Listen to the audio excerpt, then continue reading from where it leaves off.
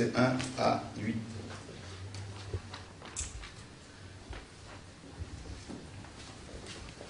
Après la mort de Moïse, le serviteur de l'Éternel, l'Éternel dit à Josué, fils de Nun et assistant de Moïse, ton serviteur Moïse est mort. Maintenant, lève-toi, passe le Jourdain avec tout ce peuple pour entrer dans le pays que je donne aux Israélites. Tout lieu que coulera la plante de votre pied, je vous le donne, comme je l'ai dit à Moïse. Votre territoire ira depuis le désert et le Liban jusqu'au grand fleuve, jusqu'à l'Euphrate, tout le pays des Hittites, et jusqu'à la mer Méditerranée vers le soleil couchant. Personne ne pourra te résister tant que tu vivras. Je serai avec toi comme j'ai été avec Moïse. Je ne te délaisserai pas, je ne t'abandonnerai pas. Fortifie-toi et prends courage, car c'est toi qui mettras ce peuple en possession du pays que j'ai juré à leurs ancêtres de leur donner. Seulement fortifie-toi et aie bon courage en te conformant fidèlement à toute la loi que Moïse, mon serviteur, t'a prescrite. Et t'en écarte ni à droite ni à gauche afin de réussir où que tu ailles. Que ce livre de la loi ne s'éloigne pas de toi, médite le jour et nuit pour agir avec fidélité conformément à tout ce qui est écrit. Car c'est alors que tu auras du succès dans tes entreprises, c'est alors que tu réussiras. Amen. Voilà. On va parler de l'approche des Saintes Écritures, également des deux testaments, des deux alliances. Et nous prions vraiment que le Seigneur puisse nous enseigner tout ça, comme d'habitude, et afin d'être complètement libérés des mauvaises choses, toutes ces fausses doctrines qu'on a accumulées depuis des années et qui nous empêchent de vivre pleinement la liberté que nous avons, que Christ nous a, n'est-ce pas, acquise à la croix. Josué devait faire rentrer le peuple d'Israël dans son héritage. Et Dieu lui donne juste un commandement, n'est-ce pas? Que ce livre de la loi ne s'éloigne point de ta bouche. Donc déjà on comprend que la loi de Dieu c'est au niveau du cœur, car c'est l'abondance du cœur que la bouche parle. Donc, voilà, donc que ce livre de la loi ne s'éloigne point de ta bouche. De ta bouche, c'est vraiment important. Là. Voilà. Parce qu'on peut la mémoriser, cette parole dans son crâne, mais si elle n'est pas au niveau du cœur, de la bouche, ça ne sert à rien. Et donc le Seigneur disait à Josué, pour pouvoir réussir, il fallait à tout prix qu'il connaisse cette alliance. Donc quand on parle de la loi ici, on voit l'alliance, forcément. Donc l'alliance avec le peuple d'Israël. Et méditer ici signifie plusieurs choses. Méditer, c'est d'abord penser. D'accord? Donc, la racine de ce mot-là nous parle de la pensée. Voilà. Donc, on comprend pourquoi le Seigneur demandait aux enfants d'Israël d'avoir, au niveau dans Deutéronome 6, d'avoir sur leur front, n'est-ce pas, la parole de Dieu. Debout de quelques versets de la loi. Et parce que c'est au niveau de la pensée, c'est au niveau du cœur. Quand on parle de la pensée, c'est au niveau de l'esprit humain, n'est-ce pas, au niveau de l'âme. Et on va comprendre tout au long de l'enseignement pourquoi. D'accord? Donc méditer, c'est d'abord, c'est penser. Donc ça veut dire que tu peux ne pas avoir le livre avec toi, mais il faut que tu l'aies là. D'accord? Tout au long de l'enseignement, vous allez voir qu'on est tellement religieux, là, souvent là, on se bat avec nos Bibles, tout ça, alors qu'on n'a rien compris là, du tout là, les amis là. C'est... Waouh, Seigneur, aide-nous. D'accord? Voilà. Donc vous voyez, il y a des gens qui méditent la Bible le matin, midi, soir, alors qu'ils ne comprennent rien. Ça rentre pas parce qu'on a mal compris les choses aussi. Voilà. Donc, voilà. Donc, on va prendre Psaume chapitre 2, verset 1er. Et, la racine du verbe méditer ici est traduite aussi par penser. D'accord?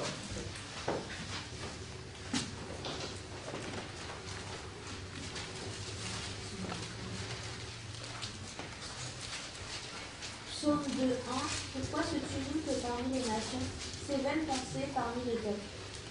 Ok. Donc, vous voyez, pourquoi ces vaines pensées? Donc, le mot pensée ici a la même racine hein, que méditer dans Josué 1. Donc vous voyez, c'est la même chose. Donc méditer, c'est penser. D'accord? Donc on peut lire la Bible le matin, midi, soir. On peut lire tous les livres de la Bible. Et ne pas du tout penser à Dieu, ni penser aux Écritures. Hein, penser à autre chose. Et quelqu'un peut ne pas forcément lire la Bible comme ça et puis penser au niveau de son esprit. Avoir la pensée de la parole au niveau de son esprit. Et donc Josué 1 à 8 bien sûr. Et on va prendre également Jérémie chapitre 48, verset 31.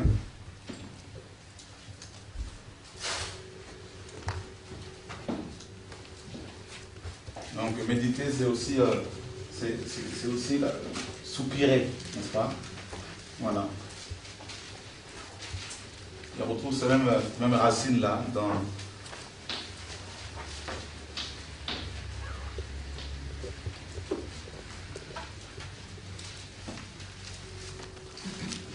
donc Jérémie, ouais. 48, 31. Jérémie 48, 31. C'est pourquoi je gémis sur Moab, je gémis sur tout Moab. On soupire pour les gens de Kir Héres. Voilà, donc méditer c'est aussi soupirer. D'accord? On soupire et bien sûr après le Seigneur, après sa présence. Et voilà, donc maintenant notre approche des Saintes Écritures, elle est mauvaise. Allons voir d'abord comment le Seigneur s'est pris, comment il s'est organisé, comment il s'est pris pour pouvoir nous révéler sa parole. Et donc la Bible. Et d'abord, cette parole, elle était inscrite dans la nature. D'accord? La parole, les Saintes Écritures nous en parlent. Elle était d'abord inscrite dans la nature. Et avant que Dieu ne révèle la parole aux hommes, elle était dans la nature. Et c'est toujours le cas. Par exemple, dans Psaume 18, on dit que les cieux racontent la gloire de l'Éternel. D'accord? Dans Romains chapitre 1er, quelqu'un pourra nous le lire rapidement, verset 20. Paul nous apprend également que la création nous parle de la grandeur du Seigneur. Donc les étapes, on voit d'abord les étapes de la révélation de la parole de Dieu. D'accord? Et elle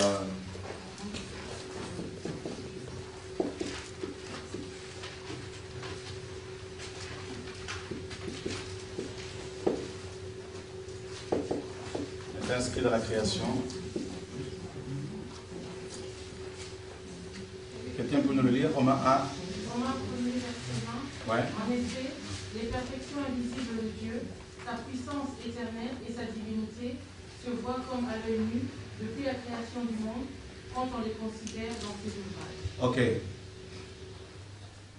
Donc, vous voyez que la création, hein, n'est-ce pas, est marquée, hein, porte le sceau de la parole de Dieu. C'est indéniable. Les gens de l'époque d'Adam, après la chute d'Adam et Ève, comment faisaient-ils pour connaître Dieu? C'est la création. D'accord? En regardant la création, les gens rencontraient forcément le Seigneur. Ils se posaient des questions, ils se disaient, mais c'est tellement complexe que bon, c'est pas possible, parce que la Bible nous dit que tout a été créé par la parole, bien sûr. Donc vous voyez que la création porte la parole de Dieu. Avant que cette parole ne soit écrite, elle était dans la création, elle était inscrite dans la création. Voilà. Donc, je vais ranger mon micro là.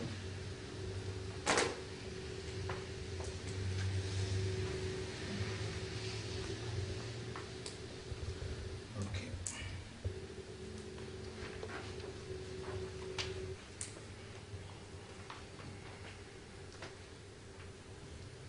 Voilà, donc la création. Ensuite, Dieu, en fait, le Seigneur a procédé par étapes. D'accord? Donc la révélation, comme vous le savez, la révélation est progressive. Donc le Seigneur va procéder par étapes, par paliers. Parce que nous ne pouvons pas accepter, nous ne pouvons pas supporter la pleine révélation de ce Dieu. Ce n'est pas possible. Personne ne peut tenir. Si Dieu se révèle à une personne dans sa totalité, la personne va mourir. Donc il va procéder par palier, par étape, n'est-ce pas, par âge, par dispensation. Et ensuite, cette parole, elle était aussi, elle va être par la suite, bien sûr, révélée à Moïse. Donc, voilà, la Torah. Donc, Dieu lui-même va être le premier auteur, comme vous le savez, des Saintes Écritures, n'est-ce pas? Et il va écrire avec son doigt, donc les 10 paroles. Nous sommes dans Exode.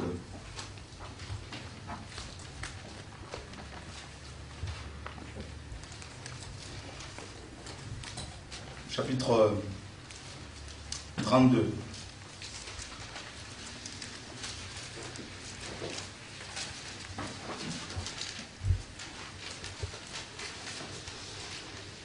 Le bon.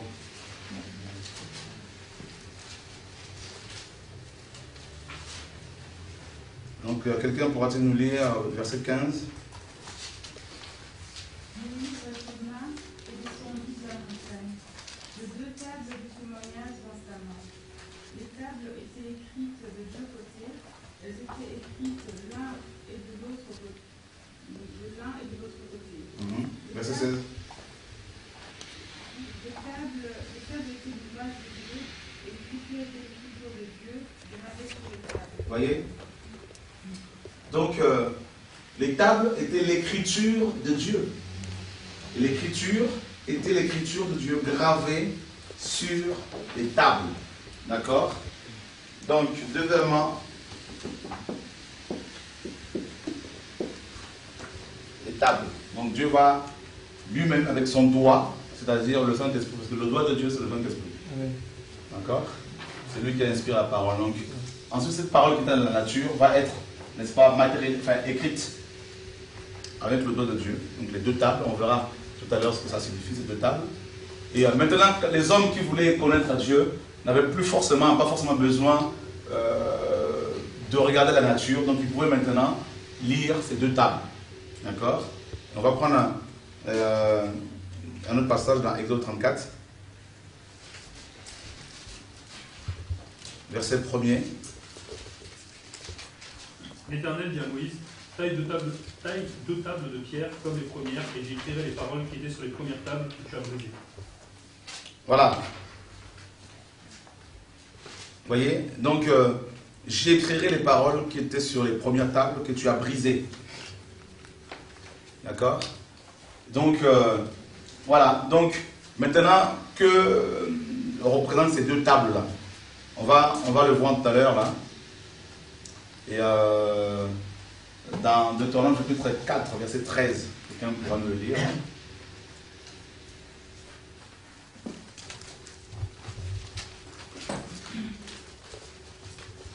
Deutéronome 4, verset 13. Étudiez son alliance qu'il vous ordonna d'observer les 10 commandements et il les écrivit sur les 2 tables de pierre. Donc sur les 2 tables, hein, il n'y avait que les 10 commandements. D'accord? Que les 10 commandements dessus. Donc c'est des tables de pierre, bien sûr.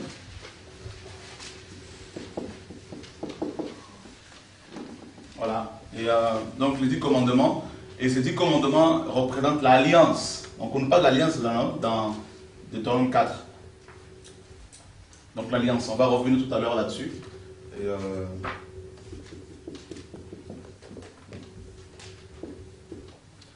Et troisièmement, cette parole va être sur des rouleaux.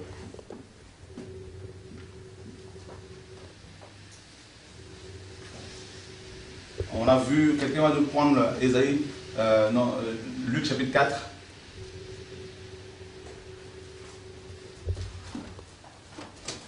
Verset 14.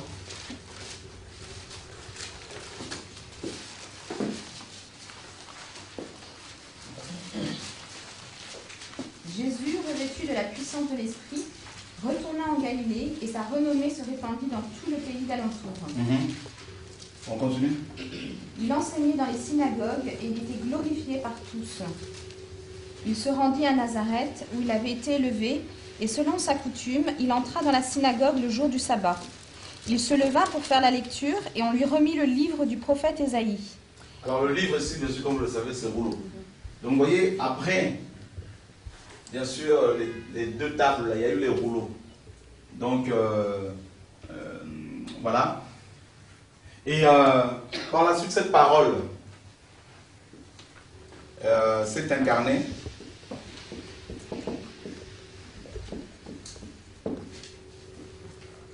Au commencement était la parole. La parole était avec Dieu, Jean chapitre 1er. Et la parole était Dieu. D'accord? Et cette parole s'est faite chair. D'accord? Quelqu'un va nous le lire dans Jean chapitre 1er.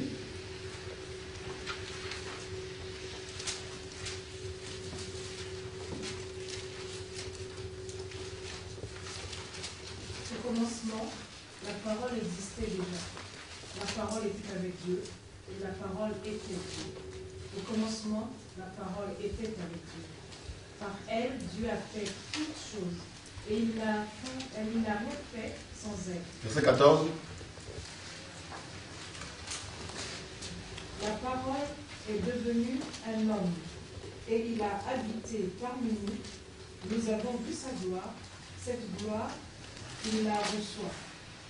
Ok. Il la reçoit du Père. Voilà, vous voyez maintenant cette parole-là, qui était dans la nature, dans la création, que le Seigneur a écrite sur les deux tables de pierre, qui était dans les rouleaux, cette parole, maintenant s'est incarnée. Vous voyez la progression, n'est-ce pas, la manière dont le Seigneur a procédé pour pouvoir nous communiquer sa parole. D'accord? Vous verrez que le Seigneur, quand il est venu, il n'était pas là toujours en train de dire on va ouvrir tel livre, on va ouvrir tel livre, tout ça là. Il était lui-même la parole incarnée. D'accord? Il était la parole incarnée. Et vous savez, même le nom Bible, là, tout ça là, n'est pas un nom qu'on trouve dans les Écritures. Hein, donc on verra cela. Ça vient des hommes. Hein. Bible, ça vient de Byblos. C'est une ville syrienne. D'accord? Une ville où il y avait beaucoup de marchands de parchemins, de voilà, papyrus, tout ça. Donc c'est de là qu'est venu le nom de Bible. Donc vous voyez que donc la parole s'est incarnée, donc Yeshua est venu parmi nous. Et il fallait maintenant que les gens l'écoutent lui. Et vous comprendrez pourquoi quand il était sur la montagne de la transfiguration, Moïse était là, et Élie était là également, Moïse, pour dire, bon ben la loi qui est écrite parlait de toi, Élie c'était les prophètes, pour dire, bon les prophètes ont parlé de toi, donc voilà la parole incarnée. Voilà, donc, maintenant, cette parole-là aussi s'incarne en nous, hein, donc on va le voir, et maintenant, allons voir, d'abord, on va relire encore Deutéronome 4, 13.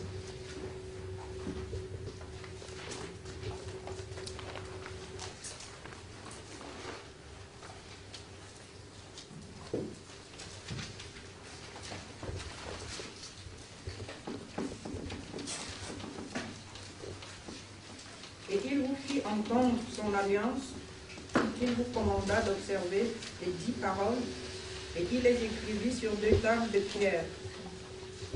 Ok. On n'a pas parlé de l'alliance là? Il publia son alliance. Ok. Il publia son alliance. Et vous ordonna d'observer. Ok. Vous avez vu dans Jean chapitre 7, verset 15, les disciples, les pharisiens disaient de Yeshua, comment connaît-il les Écritures, lui qui n'a point étudié? Vous voyez? Il n'avait pas compris qu'il est la parole incarnée. Il était la parole incarnée sur terre. Il était les Écritures incarnées. Donc il n'a pas besoin d'étudier. Il n'a pas besoin d'aller dans une école parce qu'il est lui-même les Écritures incarnées. Vous voyez? Donc vous avez vu, il y a des gens qui avaient les Écritures écrites. Les pharisiens. Mais ils sont passés à côté de l'écriture incarnée. Et c'est encore actuellement, c'est le cas actuellement dans la plupart de nos églises. Ça commence à venir un peu là. On commence à gratter un peu là. Et nous devons nous rendre compte à quel point nous sommes religieux. D'accord? Cette parole incarnée s'incarne dans les hommes. Et des milliers de chrétiens refusent cette incarnation, préfèrent les écritures écrites.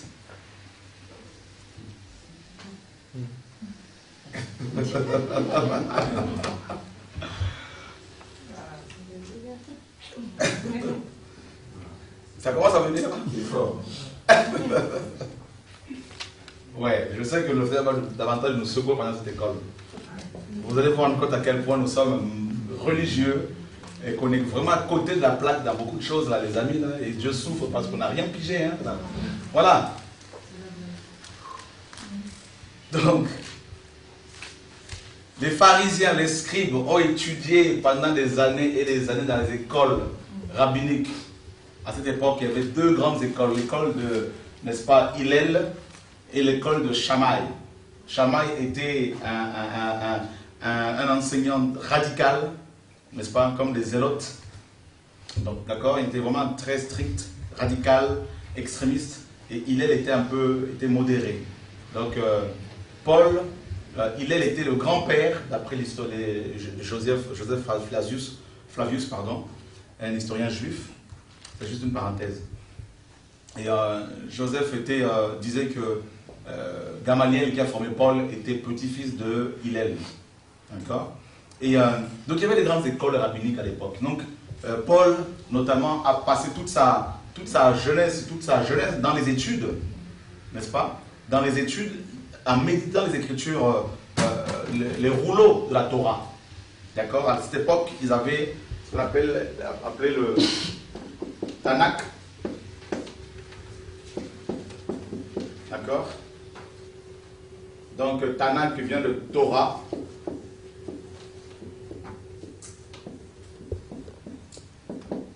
Ephim et Tuvim. Prophète. Et les autres écrits. Donc, les psaumes, tout ça. Et donc, c'est la Tanakh, Torah, Ephim et Tuvim. Donc, c'est trois sections des Écritures, hein, le Tanakh. Donc, ça constitue la Bible juive, c'est-à-dire de Genèse à Malachie. D'accord? Et donc, ils avaient étudié énormément le Tanakh. Paul, notamment. Les scribes, les pharisiens, tout ça. Ananias, le souverain sacrificateur. Ananias et Caïphe. Anne, le souverain sacrificateur, pardon. Et Caïphe. Donc, ils connaissaient les Écritures. Mais vous verrez que quand la dispensation de l'incarnation de la parole était arrivée, ils ont tué la parole incarnée. D'accord? Ils sont passés à côté. Ils ont préféré les écrits, les rouleaux du livre, mais ils ont rejeté la parole incarnée. Or, les écrits ne sauvent, les rouleaux là, ne sauvent pas. Mais la parole incarnée, si. Est-ce que je me fais comprendre un peu? Ça veut dire que ce n'est pas parce que vous avez une Bible entre vos mains que vous allez être sauvé. Ce n'est pas parce que vous avez une Bible dans votre maison que Satan ne pourra pas y entrer. D'accord? Ce n'est pas parce que vous avez une Bible à côté sur votre lit, hein, à votre chevet, que les démons ne vont pas vous attaquer. Non, ça ne marche pas. Non, surtout pas. Il ne faut même pas me dire ça. Parce que Satan a la parole écrite. Et c'est lui-même, la plupart des sociétés bibliques sont dirigées par des satanistes. J'aimerais nous amener quelque part, pour ne pas que nous soyons des religieux. D'accord? Qu'on sorte un peu de la religiosité, des habitudes, des coutumes, des traditions d'hommes. Les hommes falsifient la parole écrite. C'est facile. C'est pas pour autant qu'ils sont foudroyés qu'ils meurent tout de suite. Dans la parole écrite a plusieurs versions. Darby, Tob, Martin, tout ça, on est embêté. Mais la parole incarnée, il y a une seule version.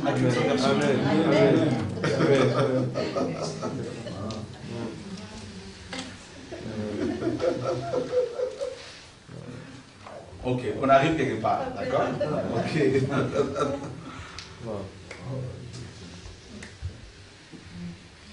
C'est bon? On est religieux? On continue? Ok. Et la parole écrite a eu un début. C'est avec Moïse, Dieu, le premier auteur de la parole écrite.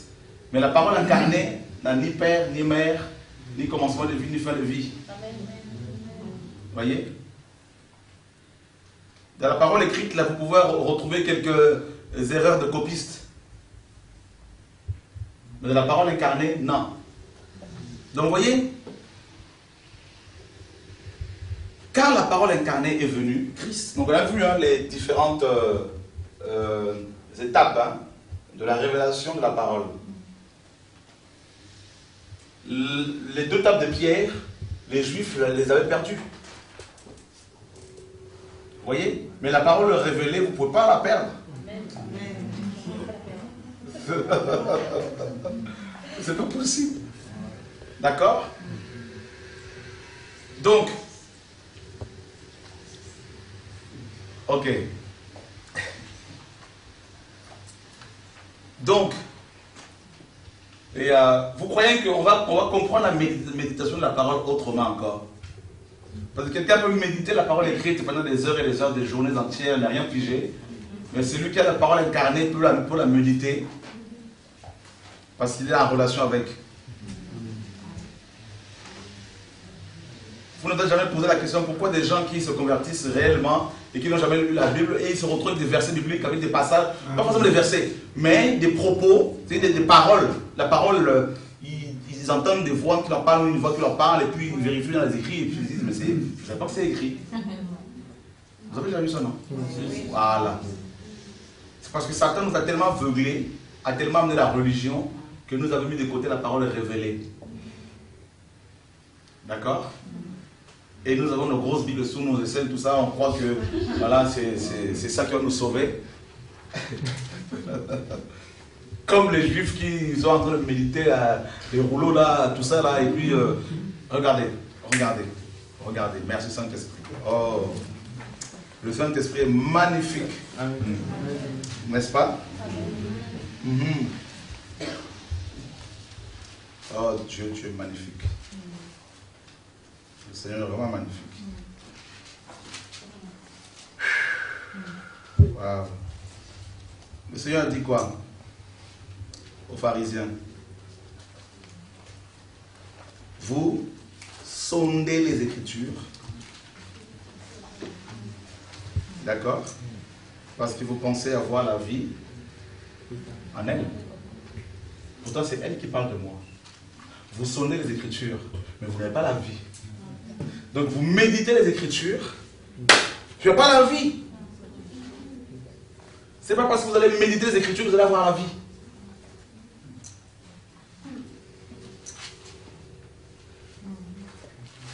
Est-ce que le Seigneur est en train de nous délivrer là ou pas? Amen. Vous comprenez pourquoi nos pasteurs n'ont pas la vie? Et pourtant ils méditent. Ils sondent. Le Seigneur dit, vous ne connaissez ni la puissance de Dieu, ni la parole de Dieu. Oh Seigneur, aide-nous. Nous sommes dans Jean chapitre 6, versets 63 à 65. Je ne suis pas encore rentré dans l'enseignement, là je suis en train de brosser un peu.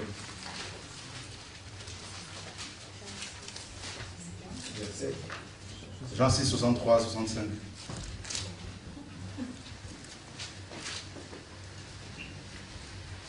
C'est l'esprit qui vivifie. La chair ne sert à rien. Les paroles que je vous ai dites sont esprit et vie.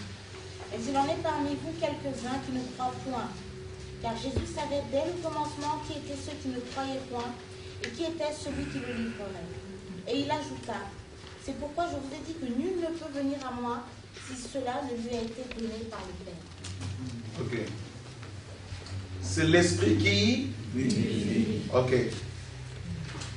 La chair ne sert à rien. Les paroles que je vous ai dites sont esprit et vie. Voilà la parole révélée. Vous avez vu l'étape là? Les étapes? D'accord? Sous Josué, il fallait méditer les 2 tables de pierre pour avoir la vie. Mais actuellement, frère, vous allez dans un pays, dans les pays musulmans, les Bibles ne rentrent pas.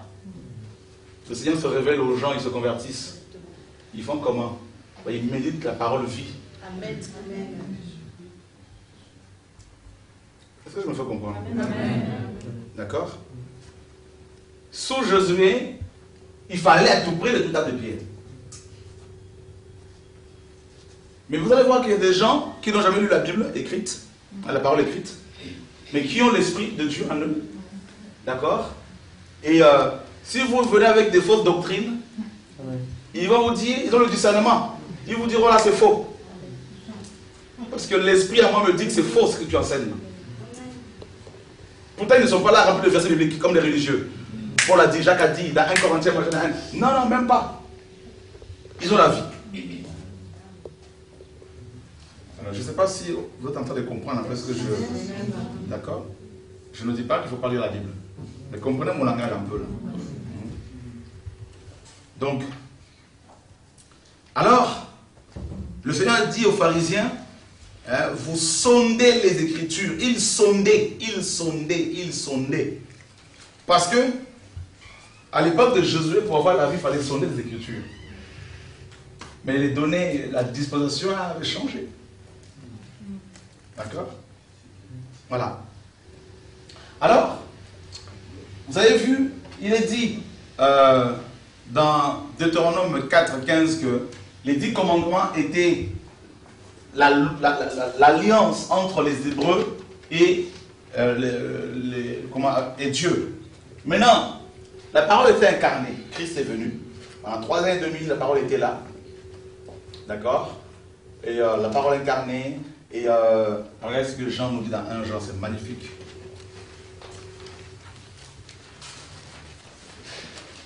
Jean 1.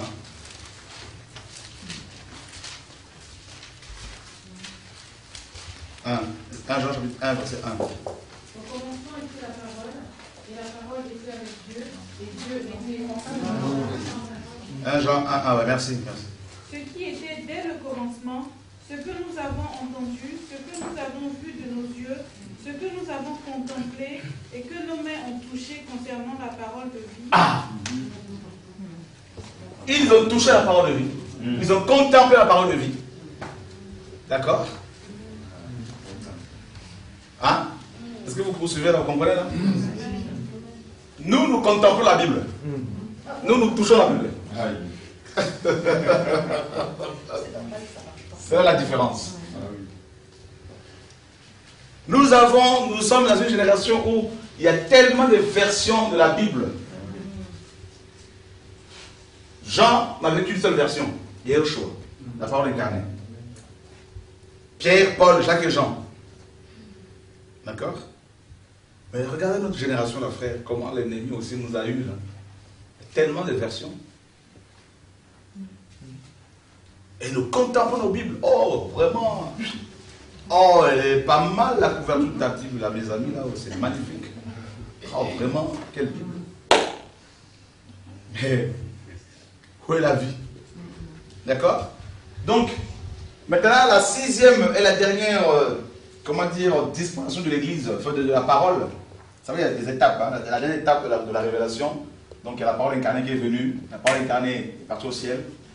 Et regardez maintenant la dernière étape de la parole, hein, de la révélation de la parole. Nous sommes dans Jérémie, chapitre... Seigneur, merci. 31, verset 31 à 33. Quelqu'un pourrait nous le lire?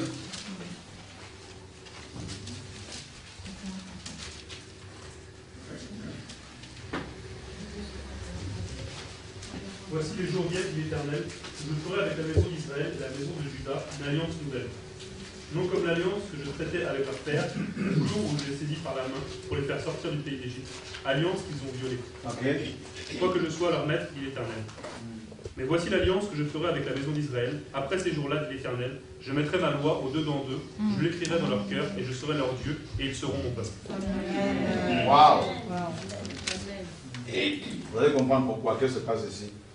Et nous allons vraiment être délivrés de la religion. Parce que honnêtement, la religion, excusez-moi du terme, tue. Voilà. Vous avez vu? Dieu dit que la nouvelle alliance était d'abord une alliance avec les enfants d'Israël. Vous vous rendez compte? Ce n'était pas d'abord avec nous. Oui, après on allait être touché, mais c'était d'abord avec les Hébreux. Et qu'est-ce que... Ici, Jérémie est sous la loi. Il est à l'époque de la première alliance, de l'alliance charnelle. Pourtant, il va être transporté dans une période future, dans un temps futur, n'est-ce pas, au moment précisément de l'incarnation de la parole. Donc, il y a au choix. Et il dit que je ferai avec la maison d'Israël et la maison de Juda une alliance nouvelle. D'accord? Non comme la première alliance. La première alliance nous dit, de Deutéronome 4, 15, la loi était gravée sur les deux tables. Ça, c'est la première alliance. Mais la deuxième et la dernière alliance, on nous dit que cette loi sera, n'est-ce pas, écrite dans les cœurs, au-dedans. On ne parle pas à l'extérieur, mais au-dedans. Donc Dieu n'a pas dit que sous la dispensation de l'esprit, il faudrait que les gens aient des grosses Bibles pour être approuvés. Mais il faut que la parole incarnée s'incarne en eux. Waouh! Ça veut dire quoi? Ça veut dire que les gens maintenant du monde, pour connaître Dieu, pour savoir que Dieu existe, ils n'ont plus forcément besoin de voir la nature. Ils n'ont plus besoin d'aller chercher les deux tables de pierre. Ils n'ont plus besoin des rouleaux. Ils n'ont plus besoin, n'est-ce pas? La parole est incarnée maintenant, ils vont la trouver où? Il y a le choix. Eh bien, dans les hommes. Ça veut dire quoi? Ça veut dire que c'est nous qui sommes censés être des Bibles ambulantes. Amen.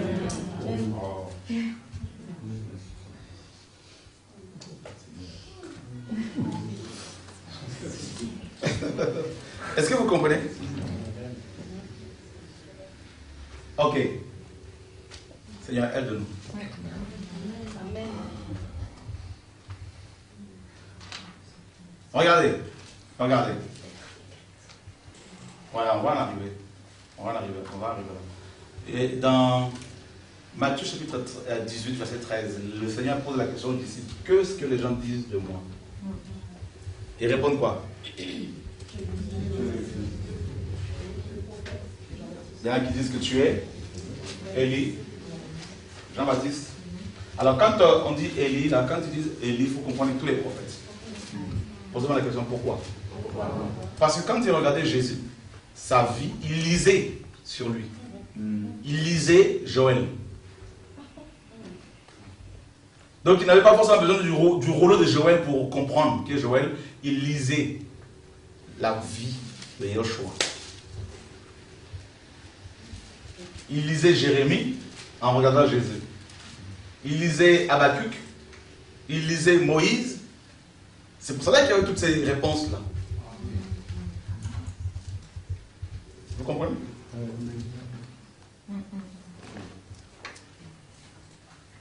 Ok. Hébreux chapitre 8.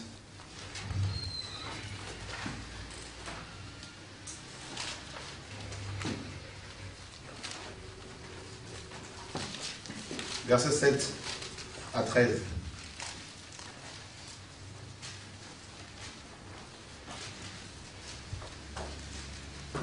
En effet, si la première alliance avait été irréprochable, il n'aurait pas été question de la remplacer par une seconde. De fait, c'est bien comme un reproche que le Seigneur a dit à son peuple, « Voici que les jours viennent, dit le Seigneur, où je conclurai avec la communauté d'Israël, la communauté de Juda, une alliance nouvelle. Elle ne sera pas comme l'alliance que j'ai conclue avec leurs ancêtres le jour où je les ai pris par la main pour les faire sortir d'Égypte. Comme ils n'ont pas persévéré dans mon alliance, moi non plus je ne me suis pas soucié d'eux, dit le Seigneur. Et voici l'alliance que je ferai avec la communauté d'Israël après ces jours-là, dit le Seigneur. Je mettrai mes lois dans leur esprit, je les écrirai dans leur cœur, je serai leur Dieu et ils seront mon peuple. Personne n'enseignera plus son concitoyen ni son frère en disant « Tu dois connaître le Seigneur », car tous me connaîtront, depuis le plus petit jusqu'au plus grand d'entre eux. En effet, je pardonnerai leur injustice et je ne me souviendrai plus de leurs péchés ni de leurs fautes. En parlant d'une alliance nouvelle, le Seigneur a déclaré ancienne la première. Or, ce qui est ancien, ce qui a vieilli, est près de disparaître. Waouh! Moïse était l'ombre des choses à venir. Moïse annonçait les choses à venir. D'accord? Les 2 tables de pierre sous Moïse nous parlaient d'abord de Christ, la parole incarnée. Moïse est monté sur la montagne, il a eu les 2 tables de pierre, donc il est au choix. D'accord? Il est redescendu avec la parole écrite. Pierre, Christ, la pierre angulaire, n'est-ce pas? Le fondement. Parce que ces 2 tables de pierre, n'est-ce pas, portaient les 10 paroles qui sont les fondements du monde. Hein? D'accord? Christ, le fondement des nations.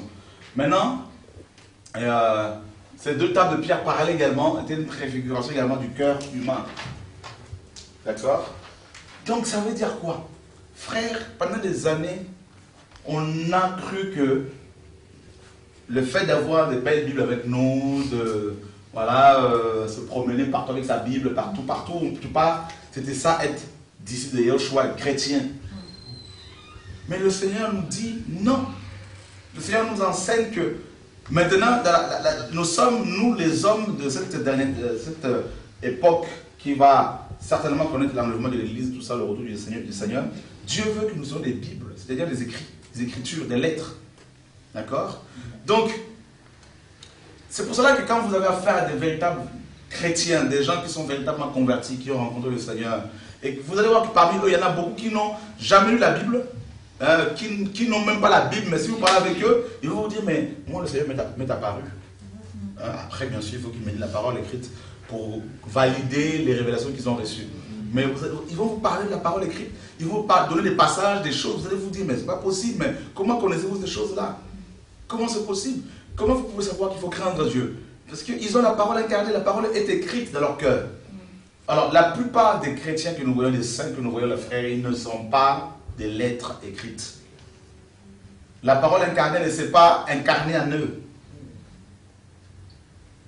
D'accord? Donc, ils ne bénéficient pas de l'alliance nouvelle. La nouvelle alliance, n'est-ce pas, consiste dans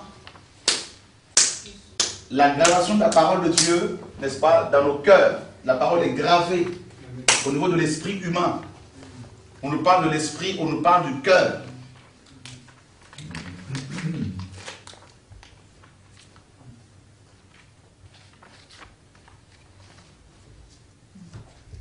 Et Dieu dit, voici l'alliance que je ferai avec la maison d'Israël après ce jour-là, dit le Seigneur. C'est Dieu qui met. Hein. Donc ce ne sont pas les écoles théologiques. Non. Dieu dit, je mettrai mes lois dans leur esprit. D'abord pour commencer, parce que Dieu est esprit, il faut l'adorer un esprit en vérité. Je mettrai mes lois dans leur esprit, je les écrirai dans leur cœur. Waouh! Donc lorsqu'une personne est réellement convertie, Dieu, avec son esprit, écrit sa loi dans le cœur des personnes en question. Et on nous dit que personne n'enseignera plus son concitoyen. Vous vous rendez compte? Donc, plus personne ne peut t'enseigner sur la crainte de Dieu, sur la sanctification. Voilà pourquoi nous passons notre temps à parler de la sanctification aux chrétiens dans nos églises, parce qu'ils ne sont pas convertis.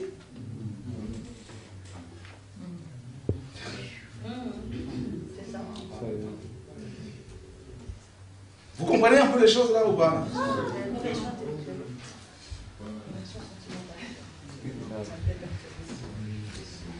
Donc nous sommes malades.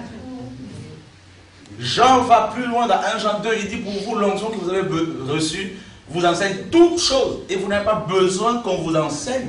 Ça veut dire quoi? Ça veut dire que les choses élémentaires concernant la sanctification, la crainte de Dieu, la repentance, le salut, c'est des choses acquises dès la nouvelle naissance. Dieu lui-même écrit cela.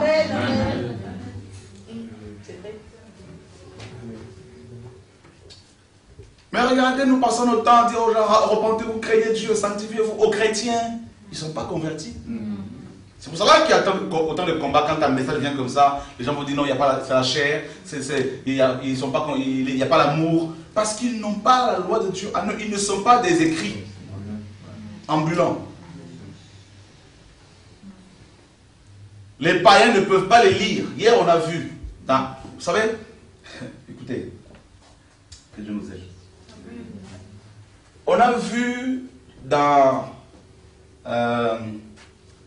Acte 11 que pour la première fois à Antioche, les disciples de Yeshua ont été appelés chrétiens. Il y a plus de 8 ans après, hein, à peu près. Après la mort d'Étienne, ils se sont dispersés partout, ils sont partis partout. Et pourquoi précisément Antioche? Écoutez bien. Ici, Antioche, là, c'est Antioche de la Syrie. Hein. Ce n'est pas Antioche comment dire, la Turquie, Antioche de Pisidie, la Galatie. Et cette Antioche-là, de Syrie, était appelée, n'est-ce pas, Antioche la Belle. Il y avait dans cette ville, d'après les historiens, en fait, tout le monde, même les soldats romains, savaient que cette ville était réputée dans tout ce qui était sexe, tout ça, pédophilie, homosexualité, lesbianisme, tout ça. Donc c'est là que les gens qui aimaient le sexe allaient, n'est-ce pas, s'éclater. Donc c'était une ville très réputée en matière d'immoralité. Et c'est là justement que Dieu va envoyer les lettres ambulantes.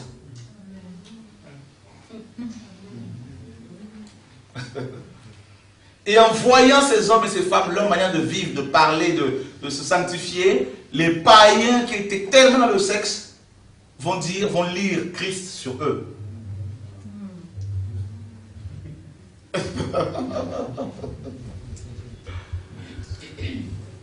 Oh Seigneur, oh l'Église.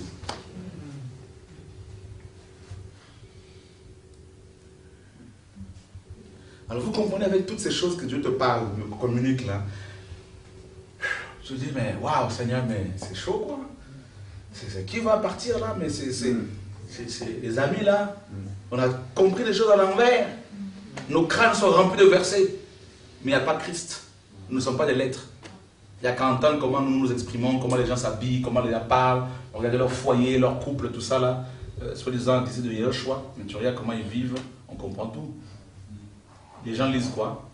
Les inconvertis lisent sur leur vie, là, ils lisent quoi? Ils lisent la publicité, l'orgueil, le mensonge, ils lisent tout un tas de choses. Ils disent, mais attends, c'est comme nous. Vous voyez?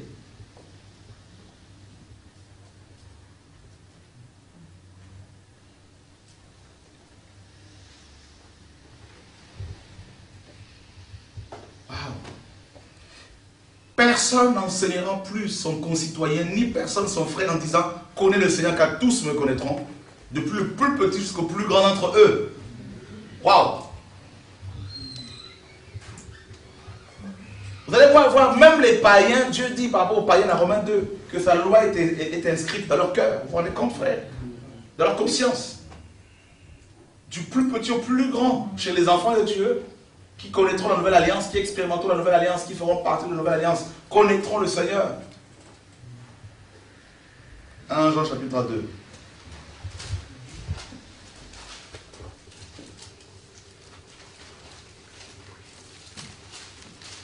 Quelqu'un peut-il nous lire verset 20?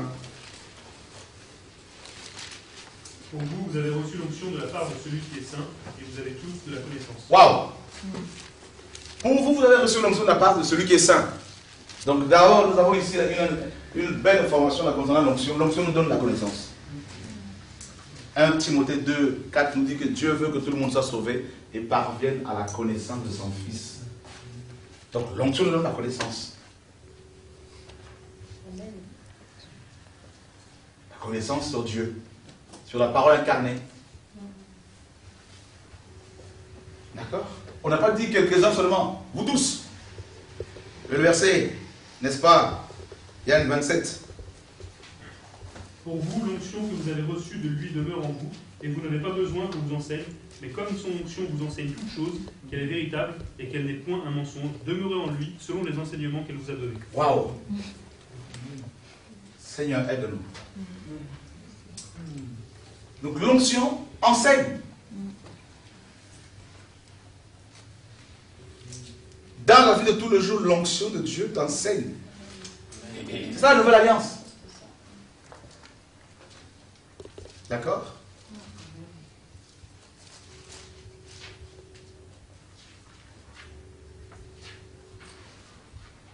Ah, mais frère, je ne savais pas que la masturbation était un péché. Ah, frère, je ne savais pas que la cigarette, tout ça là. Ah, je ne savais pas que. Mais ça fait combien de temps que tu fréquentes une assemblée? 5 ans, 10 ans, mais tu n'es pas converti.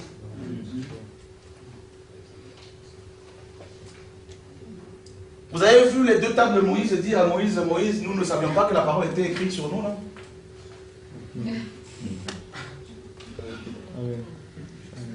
Quand on le voyait, on lisait, tu ne tueras point. Les tables ne parlaient pas. C'était les paroles qui étaient inscrites sur elles qui parlaient. Les tables pouvaient être mises, je ne sais pas, sur un lit, les gens lisaient. Elles pouvaient être sur une table, les gens lisaient. Partout où on les amenait, les gens lisaient. Donc, une personne qui est au bénéfice de la nouvelle alliance, peu importe l'endroit où elle est, les gens vont lire.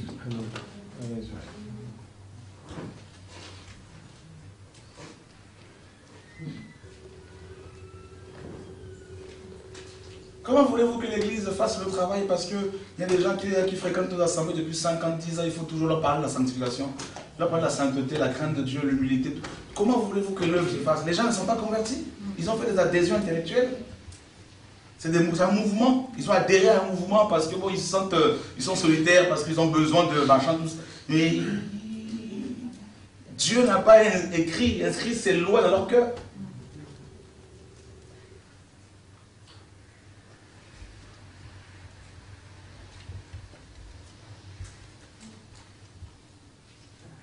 Vous vous rendez compte? Le Saint-Esprit, on l'appelle comme un saint. Mais celui qui a le Saint-Esprit, il devient saint. Amen. Attends. On dit qu'il est l'esprit de vérité, mais la vérité, c'est naturel. Ça devient naturel. Mais moi, je ne sais pas, quand je dis ces choses, les gens, ils ne comprennent pas.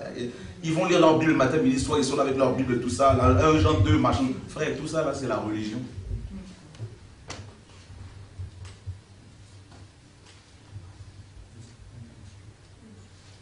C'est bon.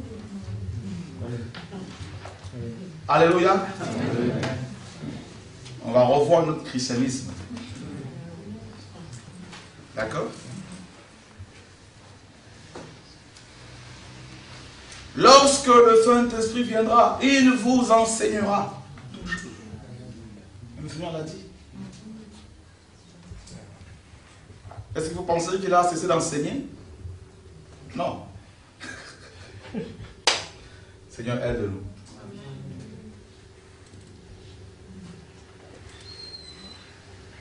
Oh, nous avons des grands docteurs, David. De grands diplômes.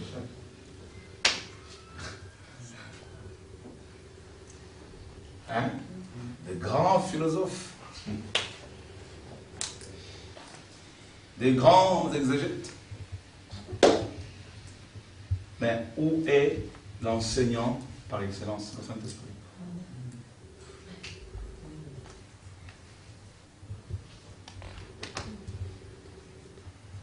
Personnellement, là, si ce n'était pas par amour pour le Seigneur et pour les âmes, je resterais tout le temps chez moi. Parce que je rencontre très peu de vrais chrétiens. Il y en a très peu.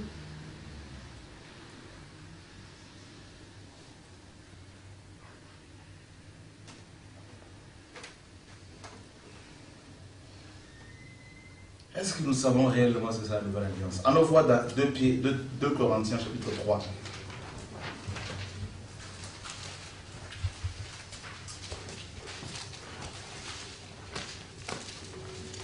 Quelqu'un peut aussi nous lire du verset 1er au verset Verset 3.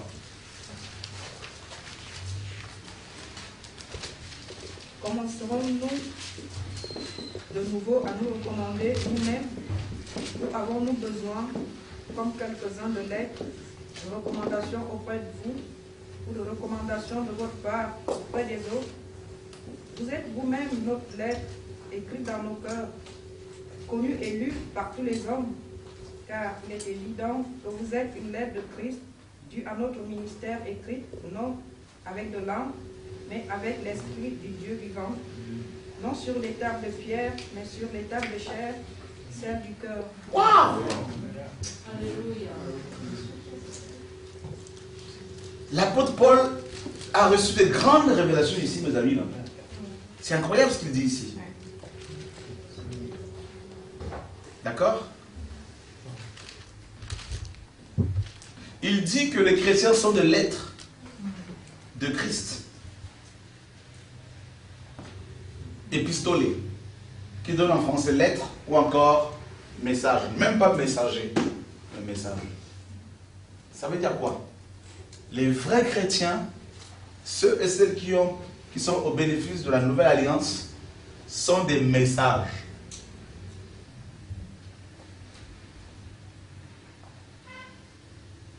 D'accord? Comme la Bible contient le message de Dieu, eh bien ces hommes et ces femmes sont des messages, pas forcément des messagers, mais des messages. D'accord? C'est-à-dire, quand on le voit, on lit l'amour de Dieu, la sanctification, la sainteté, on lit Christ. Ce n'est pas étonnant si c'était les païens, ça ne doit pas nous étonner logiquement, si c'était les païens à Antioche là-bas, qui ont pu lire ses disciples en disant, mais ils sont comme leur maître. Ça veut dire chrétien.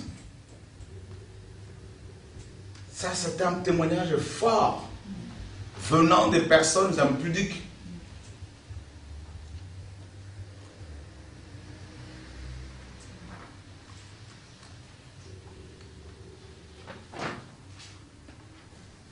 Et Paul dit, il fait une analogie entre les deux tables de pierre. Vous êtes manifestement une lettre de Christ écrite par notre ministère, non avec de l'encre,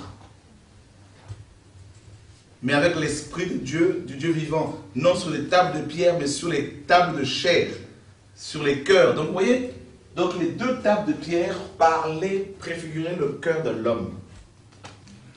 En fait, si Dieu veut que les gens le connaissent aujourd'hui, qu'est-ce qu'il fait? Eh bien, il envoie un de ses enfants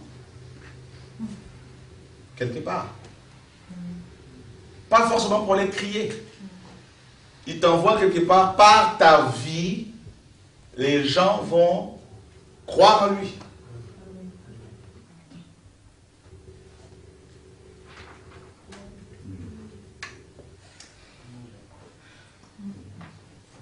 D'accord?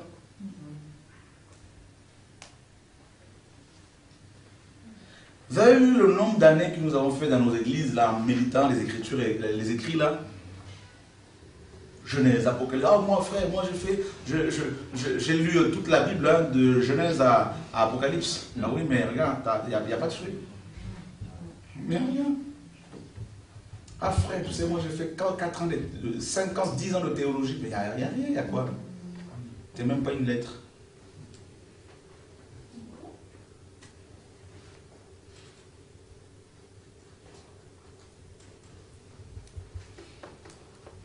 Est-ce que vous comprenez un peu là? La nouvelle alliance.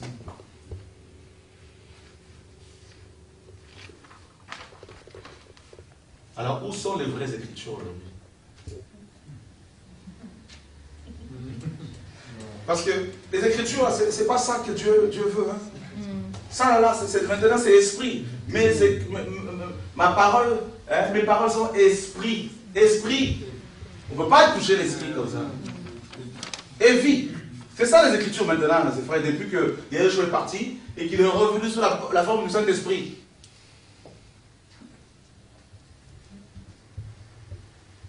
Parce qu'il a dit aux apôtres, encore un peu de temps, vous ne me verrez plus, et encore un peu de temps, vous me verrez. Attends, on va comprendre ça. Je mourrai, je partirai et je reviendrai.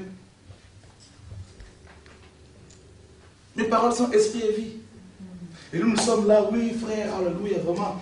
Ah, il faut absolument que je lise un passage aujourd'hui pour quand même prouver au Seigneur que j'ai lu. Oh là là là là là là là là. Ah, c'est bon, je suis satisfait. Wow.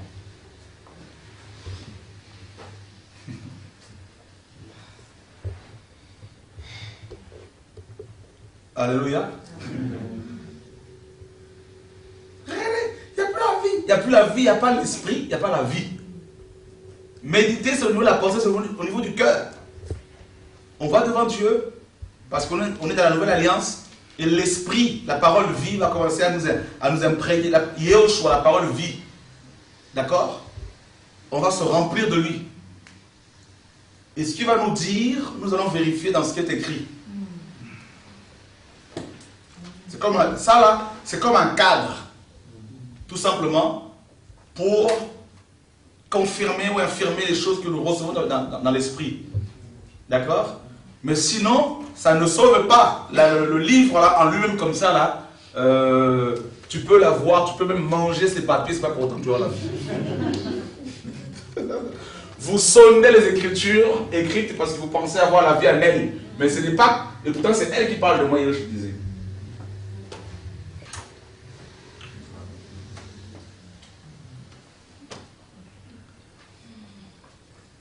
Et on a aussi cru que pour aller prêcher, il faut à tout prix avoir sa Bible avec soi et toujours l'ouvrir comme ça de manière religieuse. Bon, il est écrit à tel endroit, tout ça, alors que tu peux te retrouver dans un endroit, tu te lèves comme ça et tu parles parce qu'il y a la vie en toi, parce que tu es une lettre.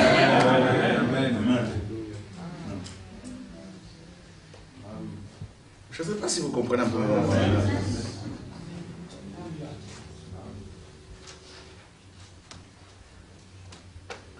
Ça, c'est la religion qui nous a formatés comme ça.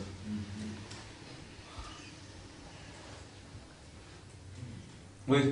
C'est pour ça qu'il a caché les intelligents. Il y a quelque chose dans l'intelligence des hommes pour voilà. recevoir les pères de son cœur. Voilà. Donc, tout le monde peut avoir accès.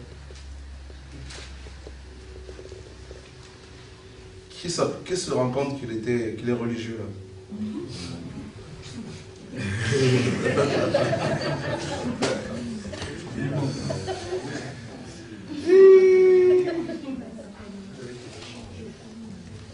Oui. Si le Seigneur écrit sur le cœur des plus petits et des plus grands, aussi bien des croyants que des chrétiens d'ici, il faudra-t-il pas que le cœur et l'esprit soient bien disposés? Mais qu'est-ce que c'est qu'un cœur et un esprit bien disposés? D'accord. Les païens ont la loi de Dieu dans leur cœur parce qu'ils savent distinguer le bien du mal. Ça, c'est dans chaque conscience. Mais il n'y a pas l'esprit. Mais quand nous nous convertissons, nous recevons l'esprit, l'onction qui nous enseigne dans le quotidien. Tu vois, non? Un cœur disposé est un cœur repentant qui dit toute la vérité au Seigneur. Voilà, je suis dans le péché, je n'en veux plus. Je veux vraiment avancer avec toi. Je veux te servir. Et là, l'Esprit de Dieu vient et commence à t'enseigner. Ça va être tous mes enseignements, je ne les prépare pas à l'avance. Je me tiens devant les gens, comme la parole le dit, l'Esprit vient sur moi et ça sort. Et quand je me vérifie dans ce qui est écrit, je me rends compte que c'est ça. Hein? Voyez? Et c'est ça la vie. Moïse, c'est la lettre. C'est pour cela que Paul dit que la lettre tue. Mais l'esprit, ben oui. Est-ce que vous comprenez un peu là? Jean chapitre 5, verset 39. À 40. Quelqu'un peut le lire, après tu pourras poser la question.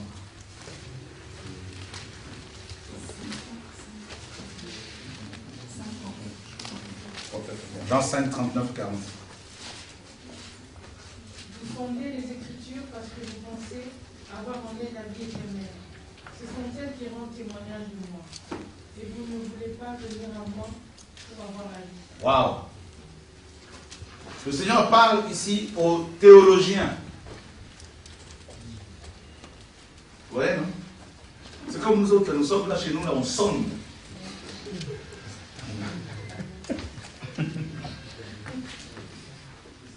D'accord?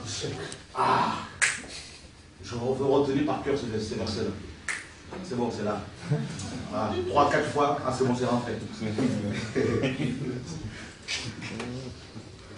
Vous sondez les Écritures, d'accord? Parce que vous pensez avoir la vie en elle. Pourtant, sans moi, vous n'aurez pas la vie. Même si vous avez les écrits.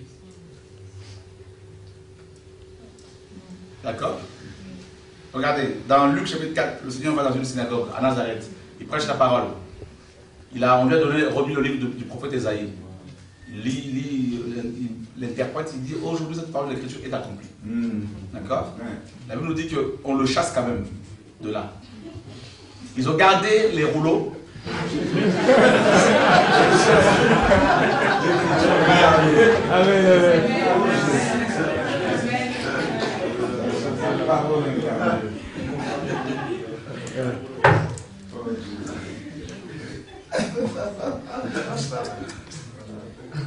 Mais c'est exactement le devoir que nos églises ont fait.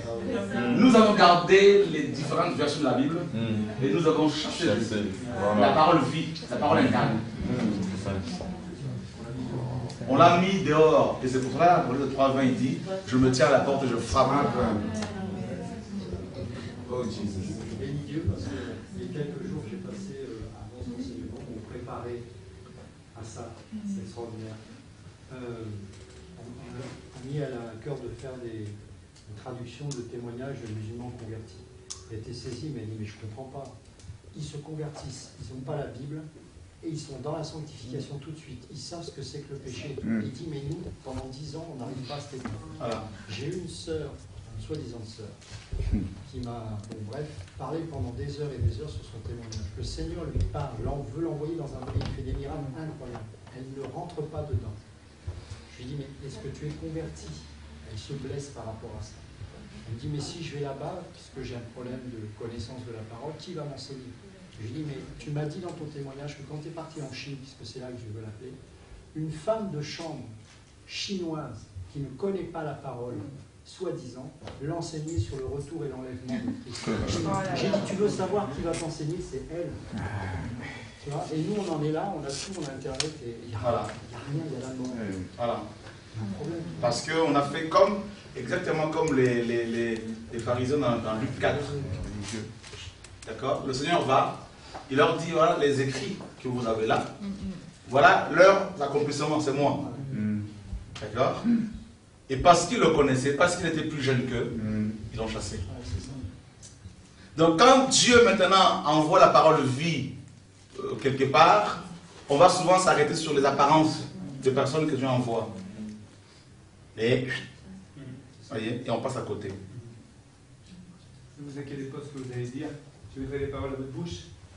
Voilà. C'est ça? Voilà. À l'heure même.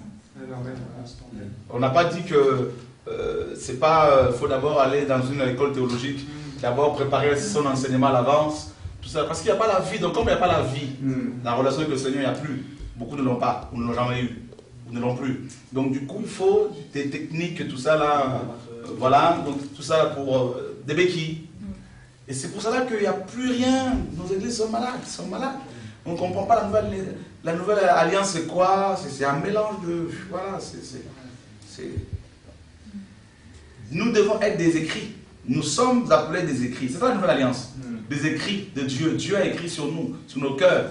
Quand les gens voient, ils nous fixent dans le regard là, ils lisent dans nos yeux, ils lisent la sanctification. Parce que le regard, n'est-ce pas, exprime les pensées du cœur. C'est ça. Le visage nous parle du cœur.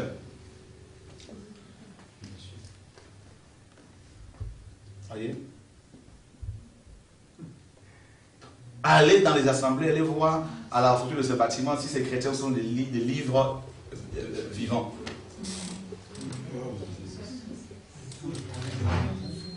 Il y a aussi une nouvelle alliance, de la loi et la grâce. Donc c'est juste la différence entre la loi et la grâce. Voilà. Et c'est pas ça du coup.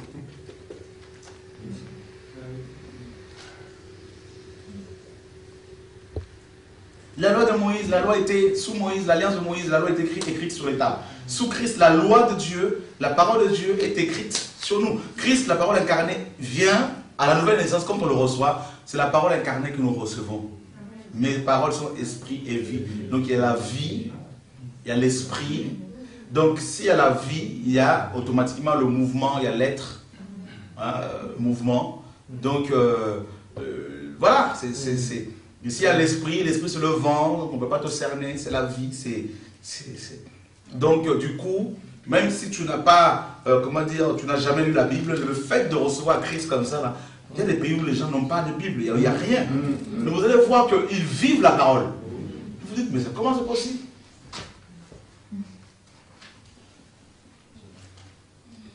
C'est parce qu'on n'a pas compris de l'alliance. L'Esprit, Dieu dit, j'écrirai moi-même. Alors, bien sûr, nous avons des grands théologiens qui sont venus, qui ont traduit les Bibles, tout ça, des commentaires, machin, tout ce que vous voulez. C'est bien, ils ont développé leur doctrine avec leur mentalité, tout ça, là, avec leur culture. Waouh, ils ont rajouté des choses, hein, plein de choses. Maintenant qui te disent non, l'enlèvement n'aura pas lieu, d'autres qui disent non, il y aura l'enlèvement, il y aura tellement. Mais quand c'est l'Esprit qui vient, là, qui t'enseigne,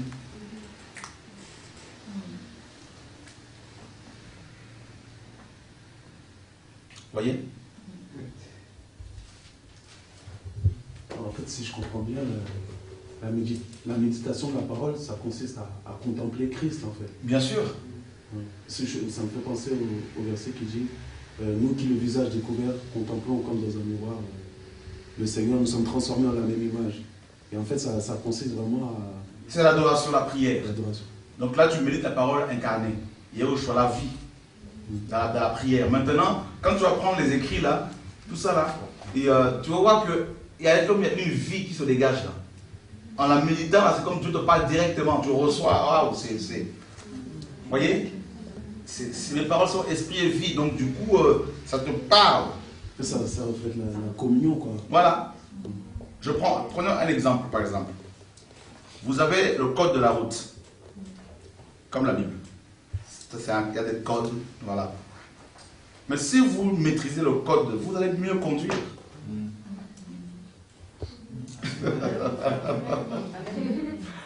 Le code doit être là. Vous comprenez un peu ce que je veux dire? Mais on ne lit pas le code en permanence. Il est là. Voilà. Voilà. Voilà. C'est naturel.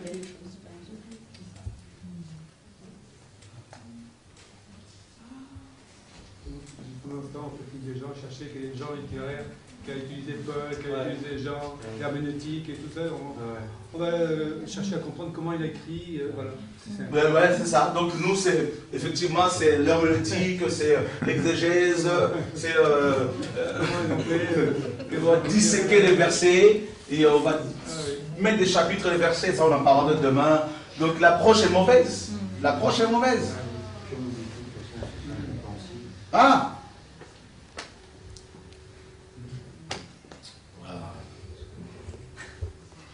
Va délivrer, va chasser les démons maintenant avec cette connaissance.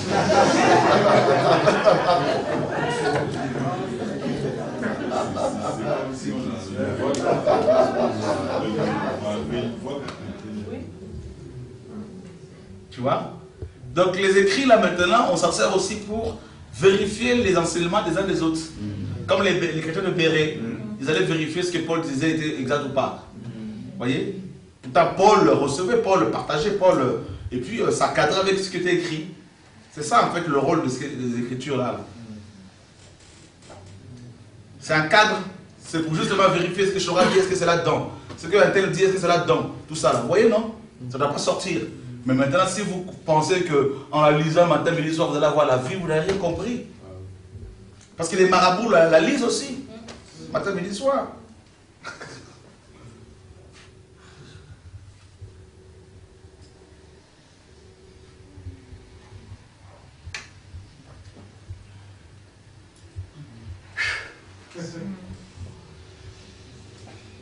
Je ne dis pas qu'il ne faut pas la lire, c'est pas ce que je suis en train d'enseigner. Il faut la méditer. Mais on la médite pas pour avoir la vie. La vie, on l'a déjà reçue. Si nous sommes enfants de Dieu. Voyez? Voyez? Voyez? Allez, allez. Le Saint-Esprit nous donne encore un passage. Voyez, quand il nous enseigne comme ça, il est excité, hein, moi. Romains chapitre 10. Verset 6. Quelqu'un peut le lire? À 8. Voici comment parle la justice qui vient de la foi.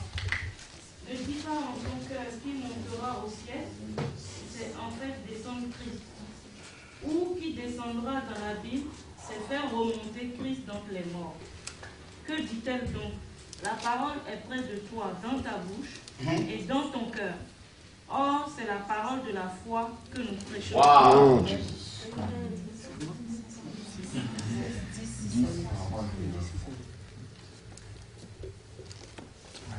La parole est d'abord près de toi. D'accord? La parole est, n'est-ce pas, dans ta bouche. Et la parole est dans ton cœur. C'est fort. Donc, parce que Dieu l'a écrite dans nos cœurs. Donc, elle est près de nous. Elle est dans notre bouche. Elle est dans notre cœur.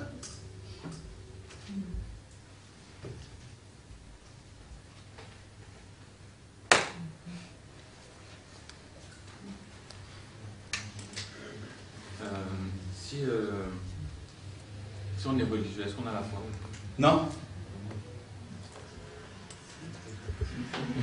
Si on est religieux, est-ce qu'on a la foi? Ici, là, tout le monde a reconnu qu'il était religieux parce qu'on a la foi. Donc la foi, oui, après, il y a des paliers, on grandit dans la connaissance, dans l'illumination que Dieu nous donne. Donc, voilà, notre foi était un peu plus religieuse, tout ça. Mais avec le temps, on se rend compte qu'en fait, on avait mal compris les choses. Et là, ben, le Seigneur nous éclaire. Mais sinon, est-ce qu'on était sauvés? Oui, oui, parce qu'on croyait comme en Yeshua. Voilà, mais après, le Seigneur nous enseigne, nous fait grandir. Tu vois, non? Donc, mais les religieux, au sens où ils vont prier Marie, ils vont s'accrocher au bâtiment, s'accrocher plus au système des hommes, là, c'est pas pareil. Donc, nous, on était, c'est vrai qu'on était dans un sens religieux, parce que, mais pas comme les autres, là. Pas comme le pape. Tu vois, non?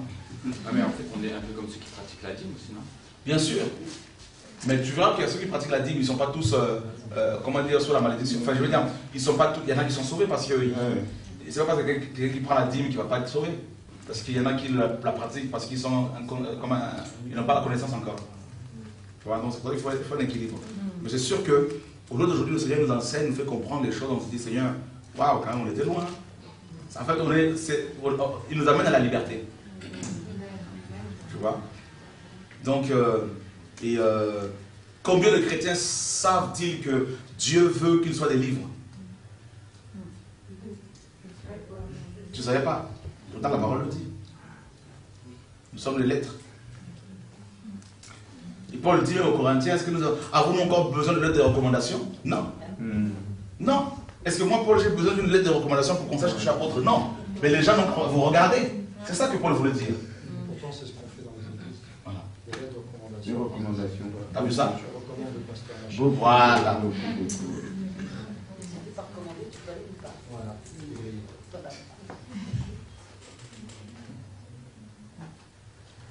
J'ai une question, elle est un peu bizarre, ou bête, je la pose quand même. Est-ce que je peux me tenir là, debout, et partager sur la parole, sans mentionner, du début à la fin, sans mentionner un seul verset de la Bible? Bien sûr, si maintenant, c'est quelqu'un qui est ici, un frère, si tu dis quelque chose qui ne cadre pas avec ce que Dieu a dit dans les écrits, hein, là, on va t'arrêter. Mais il me faut quand même avoir des références. Tu peux les donner, c'est pas mauvais. On les donne comme on le fait. C'est pas un problème. Mais l'esprit peut te saisir et tu donnes. Par exemple, quand on parle sur l'inspiration, par la prophétie, là, tu peux reprendre les gens, tu peux corriger, tu peux dire aux gens, voilà, je reviens bientôt. Est-ce que tu vas toujours dire, c'est écrit la telle à droite? Tu vois? Non, parce que moi je pensais qu'il fallait à tout prix crédibiliser ces paroles par des référencements. Oui, pas forcément. Maintenant, si les gens te disent ce que tu dis là, c'est écrit où? Là, tu donnes des références. En fait, c'est la religion qui nous a appris à faire des choses comme ça. C'est la religion. Alors que le Seigneur a dit, quand vous serez devant les gens, ne vous posez pas la question de savoir comment, qu'est-ce que vous allez dire, tout ça. L'Esprit vous enseignera à l'heure même. Donc tu vas quelque part dans le train, par exemple, le Seigneur te dit, lève-toi, prêche ma parole. Tu fais comment? Tu vas dire au Seigneur, non, j'ai pas de Bible avec moi. Mais tu es une lettre. N'est-ce pas? Non. Maintenant, si les gens te disent, ce que tu dis là, est-ce que tu peux nous le prouver dans les Écritures? Ben oui, tu donnes des références. Voilà. Souvent on nous dit qu'il faut mémoriser les Écritures. Alors on va faire un travail de... ma mémoire, ça va plus perdre la mémoire. Des fois on va travailler pour mémoriser et on n'arrive pas en fait. Voilà, parce que pourquoi les gens n'arrivent pas? Parce que tout simplement, souvent, il n'y a pas la relation avec le Seigneur. Il n'y a pas une relation véritable. On doit les apprendre si on veut les mémoriser. Bien sûr. Apprendre les Écritures par ce qui est écrit. Bien sûr. Ah oui. Mais s'il y a l'esprit, comment je fais pour mémoriser les écrits? Parce qu'il y a une relation là qui est là avec le Seigneur, donc l'esprit m'aide. Il y a même des références que j'ai oubliées, il me le rappelle. Ce qu'on appelle le dépôt. L'esprit, voilà, d'abord le dépôt, c'est l'esprit de Dieu en toi. Ensuite, il y a la parole, parce qu'il t'aide à avoir la mémoire. Il ouvre notre intelligence pour comprendre les Écritures. Mais celui qui ne prie pas, qui n'a pas une relation avec le Seigneur, bon, il peut aussi mémoriser s'il a une bonne mémoire. Mais ceux qui n'ont pas de bonne mémoire, l'esprit peut les aider. Voilà. Mais il y a une différence entre la parole, enfin, je ne sais pas si c'est ce qu'il a voulu dire, il y a une différence entre mémoriser la parole et mémoriser les références. Non? Oui, une différence, oui. En fait, quelqu'un qui a l'esprit de Dieu, qui reçoit l'esprit, qui se convertit, comme les Chinois qui n'ont pas de Bible forcément, pas tous, mais il y a pas mal de gens qui n'ont pas de Bible, comme certains musulmans qui se convertissent. Ils ont la parole de Dieu déjà en eux, mais ils n'ont pas forcément les références. Ils ne savent même pas que Pierre a écrit. Mais pourtant, ils ont la parole de Pierre. Parce que la parole était écrite dans leur cœur. Tu vois? Ils vont te dire, ouais, Dieu m'a dit qu'il va détruire bientôt la terre. Et tu peux lui dire, mais frère, c'est écrit. Mais où? Ah bon? Ah ben oui, c'est écrit là, 2 Pierre 3,10. Ah d'accord. Et voilà. Mais c'est surtout le par cœur parce qu'ils arrivent à répéter ces versets tout le temps en eux, et ce qui fait que bon, ils n'ont pas besoin en fait d'avoir leur... Après, quand David dit dans Psaume 110, 119, 11, je serre ta parole dans mon cœur afin de ne pas pécher contre toi, David ne parle pas de la mémorisation de versets. Ben non. C'est la parole vie. Toujours. C'est le cœur. Ça, c'est la théologie. C'est la théologie qui nous a fait croire que c'est des versets qu'il faut mémoriser. Mais la plupart des pasteurs, là, ils ont des versets dans leur cœur. Mais ils pêchent. Beaucoup. Est-ce que vous comprenez un peu ce que je suis en train de vous partager là? Hein, je sais que ça nous rouge. Oui, Sophie? En fait, quand on fait par exemple un petit bilan de nous-mêmes et qu'on pense à ce que Jésus dit dans sa parole, sans lire la parole, c'est méditer ou c'est contempler le Seigneur? Les deux. Okay.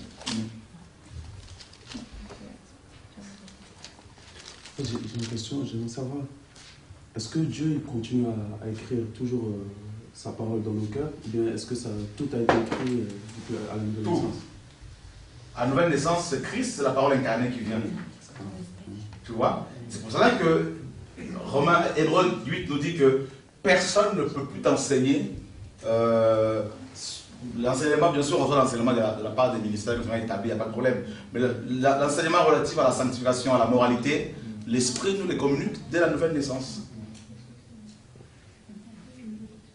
Sur la sanctification, tu n'as pas besoin qu'un apôtre te dise qu'il faut te sanctifier. Mais non. Malheureusement, c'est pour ça que ça nous tue. C'est pour cela que nous sommes, en fait, nous sommes comme un serpent en train de manger notre propre queue, tu vois. On est tellement égoïste. Quand Paul dit que les gens seront égoïstes, ben c'est exactement ça. On est dans ça. On est tourné sur nous-mêmes, retourné sur nous-mêmes, on est focalisé sur nous-mêmes.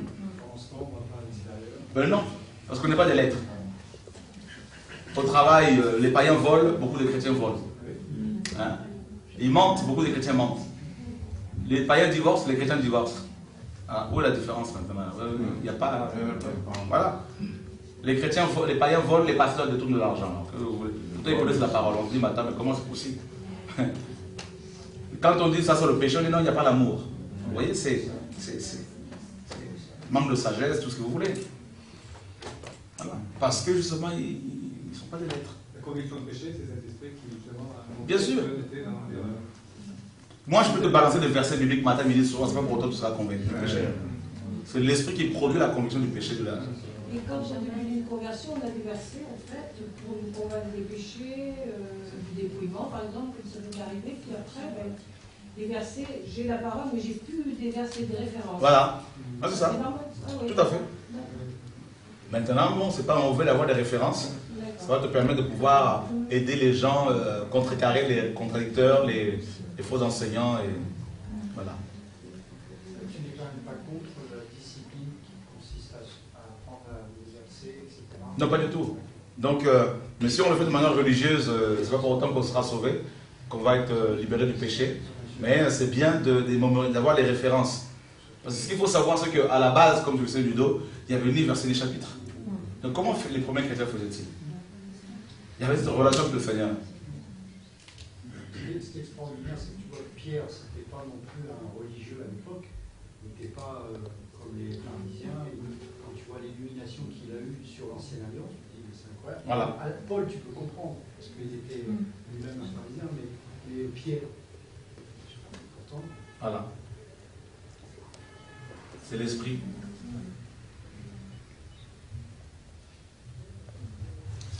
Donc c'est bien de passer plus de temps dans la prière que de passer beaucoup de temps dans la Bible. Non, c'est pas ce que je dis. Il faut méditer la parole écrite. Donc il faut prier, méditer la parole, ça ne fait pas de problème. Si vous passez toute une nuit à méditer la parole, ce n'est pas un problème. Mais ce que je veux nous faire comprendre, c'est que nous devons être des lettres. D'accord? Donc des lettres écrites. En fait, parce que dans mon travail, j'ai essayé de parler à 3 frères là-bas qui sortent de prison, maintenant ils travaillent, donc j'essaie de parler avec eux en lui disant la masturbation c'est mauvais. Bon, et il me dit il pratique ça juste aujourd'hui parce qu'en prison il faisait ça et aujourd'hui même dehors il le fait. Et ils m'ont dit de le convaincre par un verset. C'est des chrétiens? Non. C'est normal.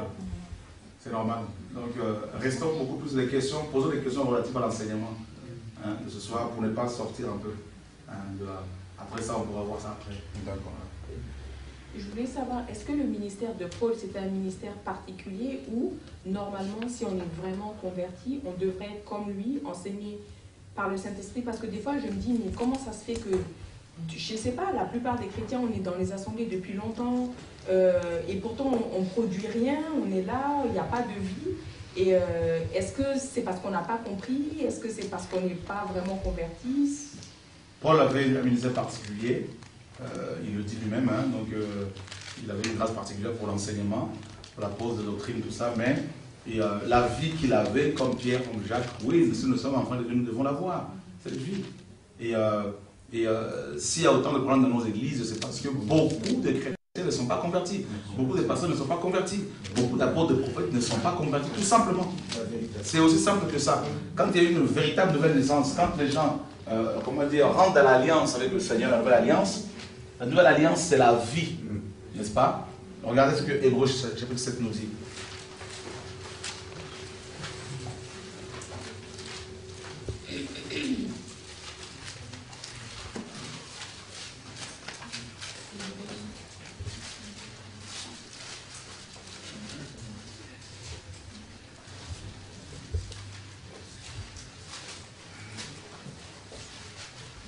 Hébreux chapitre 7.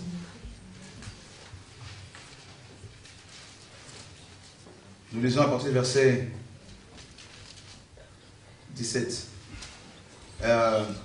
15, pardon. Car cela devient plus évident encore quand il paraît un autre sacrificateur à la ressemblance de Melchisédek, institué non d'après la loi d'une ordonnance charnelle, mais selon la puissance d'une vie impérissable. Ok, on s'arrête là. La puissance d'une vie impérissable, c'est ça la nouvelle alliance. C'est la vie impérissable, la vie éternelle. D'accord? Donc quand on est au bénéfice de cette alliance-là, cette vie entre en nous, dès la nouvelle naissance. Donc, quand cette vie c'est qui? C'est Christ. Christ, la parole incarnée. Christ, la parole, qui est au commencement. Donc automatiquement, cette parole-là, dedans on retrouve quoi? On retrouve Genèse. Tous ces livres-là prennent vie en nous. Tu vois? Donc, automatiquement, là où il est dit que sans la sanctification, personne ne verra le Seigneur, dans Hébreux 12, 14. Donc cette parole-là, cette référence-là, tu peux ne pas la voir, mais cette parole, elle est dans toi déjà, dès la nouvelle naissance. Parce que tu vas avoir un dégoût par rapport au péché. N'est-ce pas? Donc cette parole, tous ces versets-là prennent vie à nous automatiquement. Alors qu'il n'y a pas eu un enseignement au préalable. Simplement Dieu t'a parlé, et puis tu ouvres ton cœur, et puis la vie pénètre. Tu vois? Et cette vie-là, il faut maintenant l'entretenir par la prière, la sanctification, la crainte de Dieu, en méditant sur la parole écrite, tout ça. Et puis elle va grandir, elle va déborder. Voilà. Donc nous devenons des lettres automatiquement. Des lettres. Les gens nous critiquent, nous condamnent, mais nous bénissons. D'accord? Et donc, les gens, quand ils nous regardent, ils se disent, mais c'est pas possible. Ils sont comme leur maître. Ils parlent comme leur maître. Tout ça, là. Puis voilà.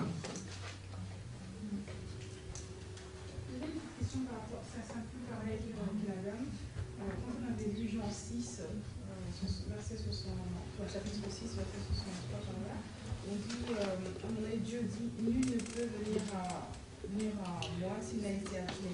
Ça veut dire que les yeux sont faits, ça veut dire, est-ce que je suis appelé, est-ce qu'il me connaît, enfin, bien sûr. La chose, c'est de savoir, est-ce que le jugement peut être changé à un moment donné? Non. Enfin, Non. Dieu nous a tous appelés en Adam. Toute l'humanité a reçu l'appel du Seigneur. Parce que quand le Seigneur a créé Adam, il a créé pour qu'il demeure éternellement avec lui. Tu vois, non? Donc, tous les descendants d'Adam que nous sommes ont été appelés au salut. Maintenant, il y en a qui refusent et d'autres qui l'acceptent. Voilà. Et pourquoi il y a un verset qui dit portez le regard sur Abraham votre père et sur Sarah votre mère, car lui seul je l'ai appelé. Dieu dit il a appelé que bien sûr. Abraham. Et je comprends pas l'appel en fait. Parce qu'il n'a pas appelé 2 personnes pour donner naissance à Israël. C'est tout à fait logique. Tout comme toi, si Dieu t'appelle pour partager la parole dans ton quartier, il ne va pas le faire avec 2-3 personnes en même temps. Tu comprends, les gars? Voilà. Lui seul, je l'ai appelé pour qu'il soit votre père. Donc il y a un seul père. Voilà. Donc c'est vous voyez, on brandit les écrits. Hein. Oh, il est écrit. Satan, il est écrit. On va prier Dieu. Seigneur, tu as dit dans ta parole. Mais le Seigneur dit oui, mais dans ma parole c'est écrit, mais cette parole-là, elle n'est pas en toi. Donc je ne peux pas t'exaucer.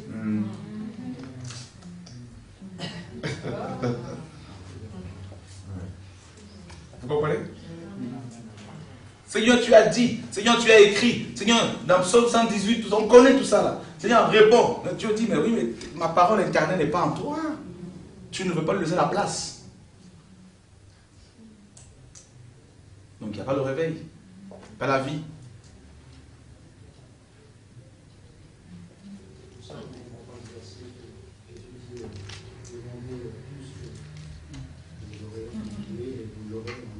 Voilà. Voilà.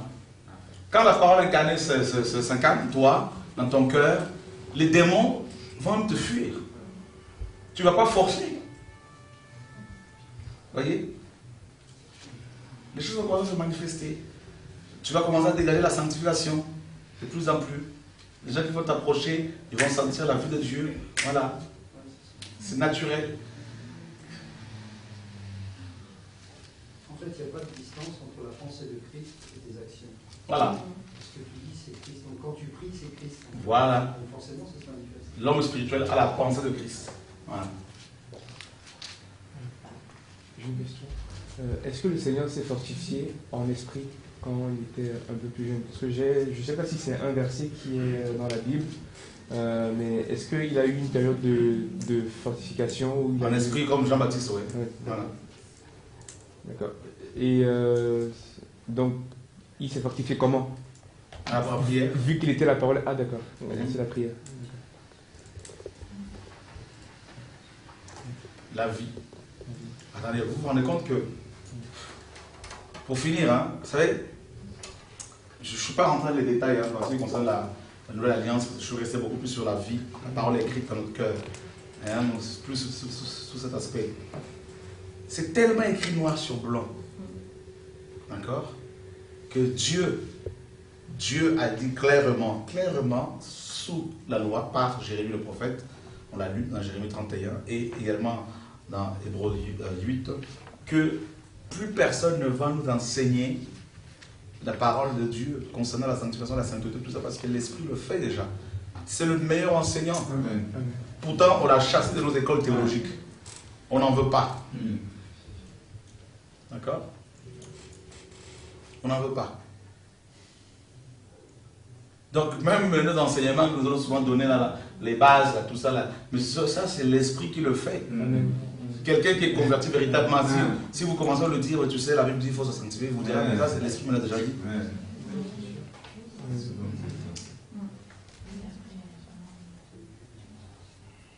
Voyez?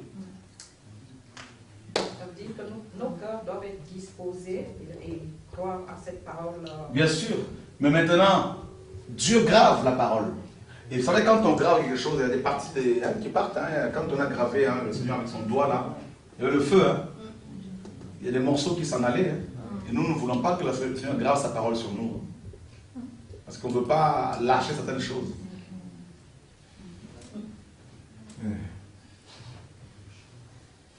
On veut garder nos béquilles, on veut... Ah, ça fait mal. Voyez? Paul pouvait dire, Christ est ma vie. Vous vous rendez compte?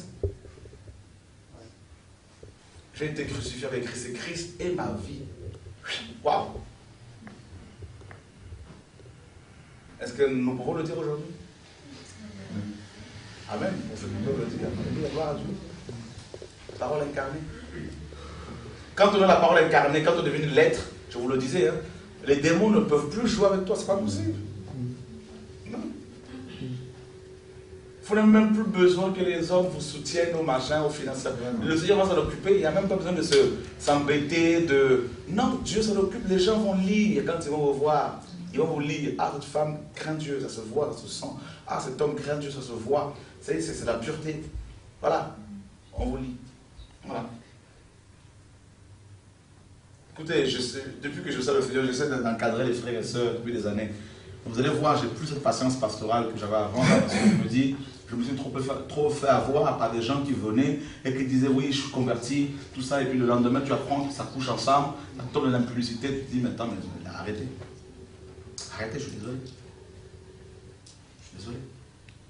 Non, il n'y a pas l'amour. Hein. Mais attendez, vous êtes chrétien, vous tombez dans le péché sexuel, la masturbation, vous revenez, vous replongez, vous revenez, mais vous dites que vous êtes... Attends, allez voir ailleurs, les amis, là. C'est quoi cette affaire?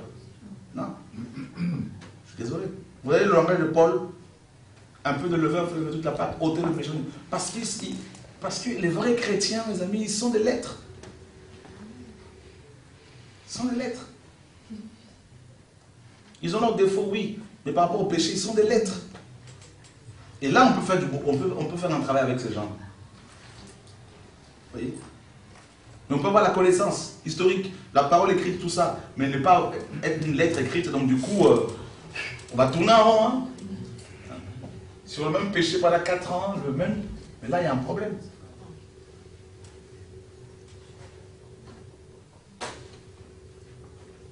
Et en fait, comment expliquer la notion de croissance en fait? Déjà, en fait, quand on parle de croissance, c'est plus par rapport au caractère bien sûr, tout ça. Parce qu'en fait, aujourd'hui, même dans les églises, ce qu'on nous fait comprendre, c'est que grandir, ça veut dire que c'est progressivement, tu abandonnes tel péché, ensuite tel péché, non. Ensuite, alors qu'en fait, c'est... À la nouvelle naissance, le problème du péché est résolu, réglé. Mais la croissance par rapport à l'expérience. N'est-ce pas? Tu vas acquérir l'expérience avec le Seigneur. Le problème du péché, comme je vous ai dit, dès l'ensemble de ta vie à Jésus, le Seigneur, avec l'Esprit de Dieu, il écrit sa loi ici. Il écrit. Donc du coup, quand tu pêches, l'Esprit, tu te sens mal dans ton cœur. Vous comprenez? Voilà. Sans que quelqu'un te dise tu as péché. Mais l'Esprit te dit, tu as mal agi. Tu le sais, tu te repens. Vous comprenez? Voilà. Là, tu es une lettre. Là, tu deviens une Bible ambulante. Les gens vont te lire. Ah non, mais t'es pas comme les autres.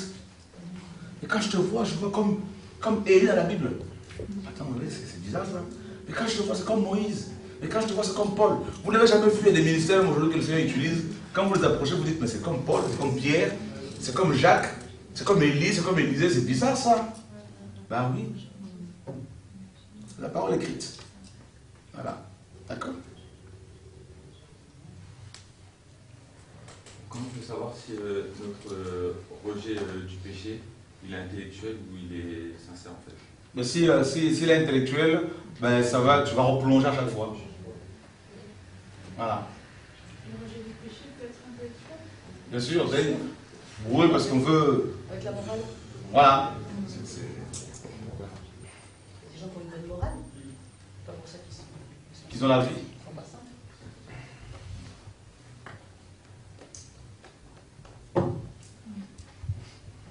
Bon, ça va pour tout le monde là? Ça va ça? On va finir avant. En fait, elle disait, c'est la notion du bien et du mal. La morale, c'est la notion du bien et du mal, et le bien et le mal, c'est pas l'arbre de la vie. C'est la philosophie. Voilà, c'est la philosophie. Ça, c'est inscrit dans tous les hommes.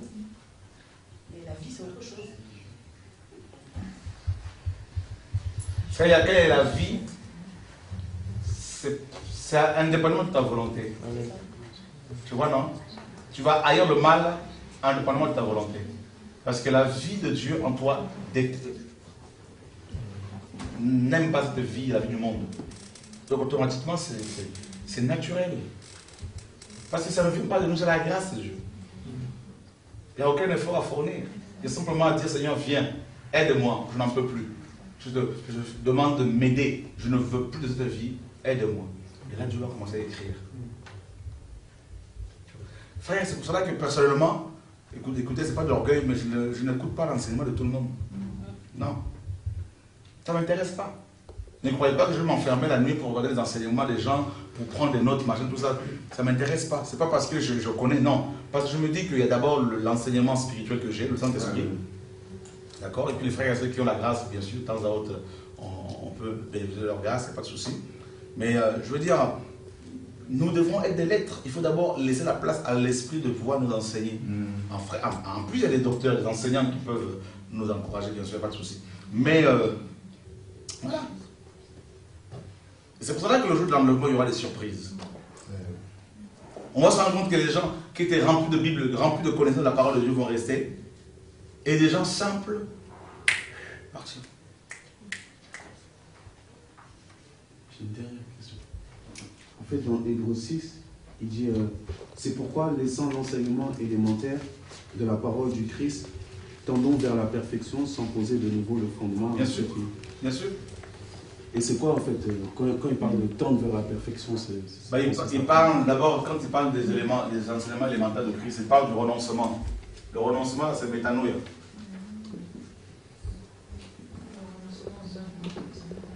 Métanoïa, et c'est la repentance. Donc, ça c'est la base. Il dit, mais il faut aller plus loin. C'est ce que je suis en train de vous dire.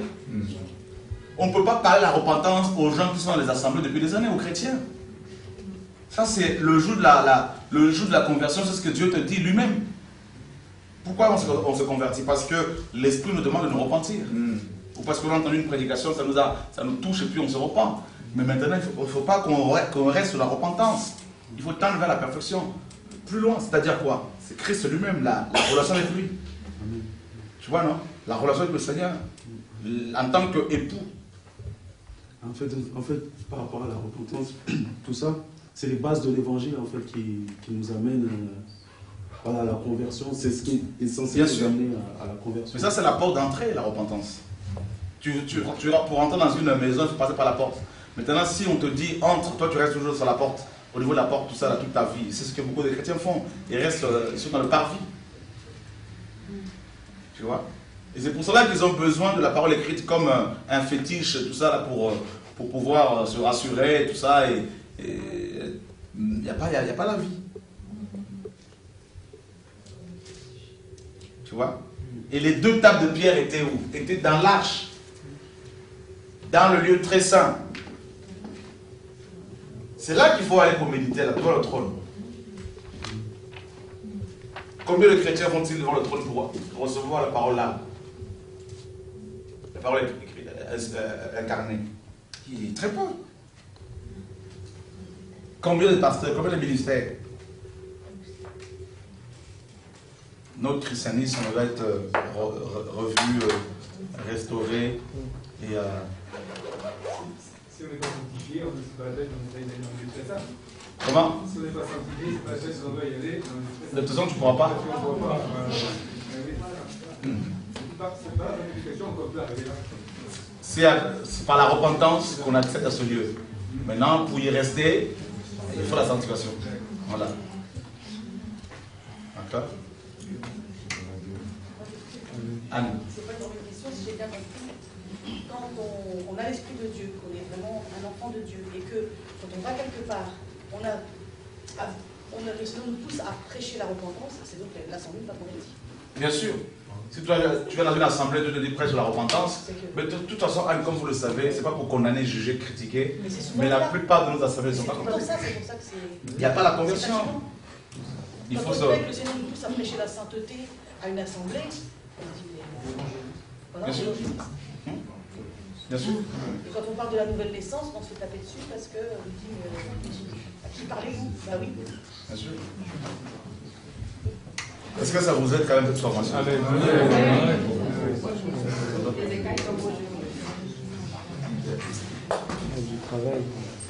La solution du coup c'est quoi? Parce que quand on est converti, la parole vit en nous, donc il faut juste la laisser sortir.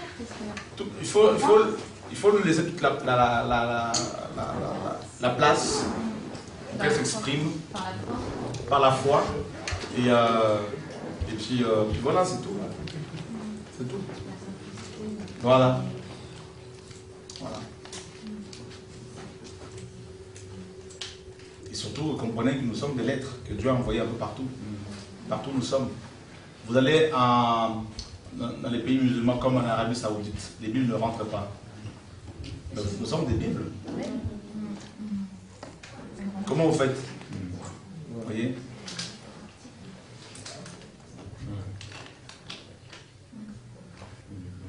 Et la parole, c'est la lumière. Donc, parfois, au lieu de vouloir prendre le risque pour introduire des Bibles là-bas, allons-y en tant que parole vivante. Parole, voilà, des lettres. Et par notre vie sanctifiée, par notre... Voilà, le réveil que nous vivons dans le quotidien, les gens seront touchés, seront... Vous avez des ministères, parfois, des frères et sœurs qui ont manifesté la gloire de Dieu, qui ont vécu la gloire de Dieu. Partout où ils allaient, les gens se convertissaient, rien que par leur présence. C'est ça en fait le truc. Voilà, tu arrives quelque part, voilà, rien que par ta présence, et les gens sont interpellés, les gens sont... Voilà, il y a des choses qui se font naturellement, sans forcer. C'est pour ça que je crois que les Champinets, quand ils étaient dans un bâtiment qui voyaient, des gens qui passaient, qui tombaient... Bien sûr. C'est ça la vie normale de l'Église. Voilà.